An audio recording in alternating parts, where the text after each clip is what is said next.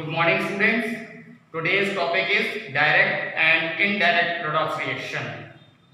First of all, I want to recall your past memory of class 11th. What does term oxidation and reduction means? Oxidation means addition of oxygen, removal of hydrogen, loss of one or more electrons, increase in oxidation number. Whereas reduction means removal of oxygen, addition of hydrogen, gain of one or more electrons, decrease in oxidation number. Those chemical reactions in which oxidation and reduction occur simultaneously, that is, they go side by side, are called as redox reaction. Actually, these two common terms are complementary to each other. They are just related to each other as buyer and a seller. So redox reactions are those chemical reactions in which the electrons are transferred from one substance to another substance.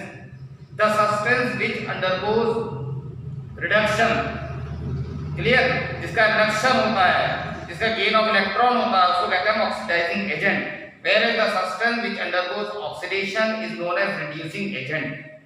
An oxidizing agent may be defined as a substance which can accept electron, whereas reducing agent is that which can lose electrons. So these redox reactions are spontaneous reaction and they can be classified into two types: direct redox reaction and indirect redox reaction. Direct redox reactions are those redox reactions in which the substance undergoing oxidation and reduction are placed in direct contact with each other. That is, if the redox reaction is carried out directly, then we call it as direct redox reaction. It can be illustrated by an experiment.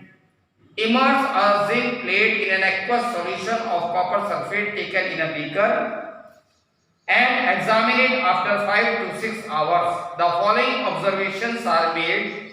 First, the zinc plate gradually loses its weight. That is, it keeps on dissolving in copper sulfate solution by losing electrons. Number 2, a precipitate of copper settles at the bottom of the beaker, and at the same time the color of the solution, which was originally blue, gradually fades away. Actually, the blue color of solution was mainly due to the presence of copper ions. These copper ions, by gaining 2 electrons, are converting into reddish brown copper metal. So due to decrease in the concentration of copper ions, the blue color of the solution gradually fades.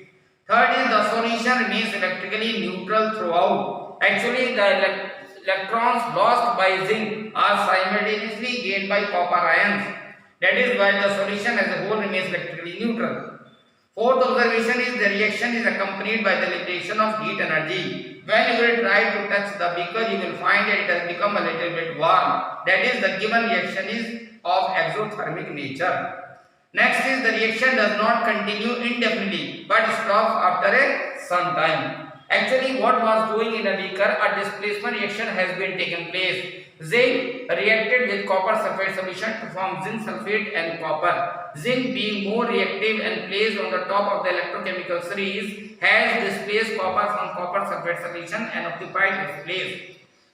Zinc, in the ion equation of this molecular equation, can be expressed as follows: zinc plus copper ion plus sulfate ion gives zinc ion plus sulfate ion plus copper solid. The zinc are converting into zinc ion by losing 2 electrons. That is why it is called as oxidation. Whereas the copper ions, by gaining 2 electrons, is converting into copper metal. Gain of electron has been taken place. This reaction is called as reduction reaction. The net ion equation can be obtained by adding these two half reactions, Zn solid plus Cu2 positive gives Zn2 positive plus Cu solid. Here the sulfate ions are neither undergoing oxidation nor are they undergoing reduction. That is why they are just spectator ions. They are not taking part in a redox reaction.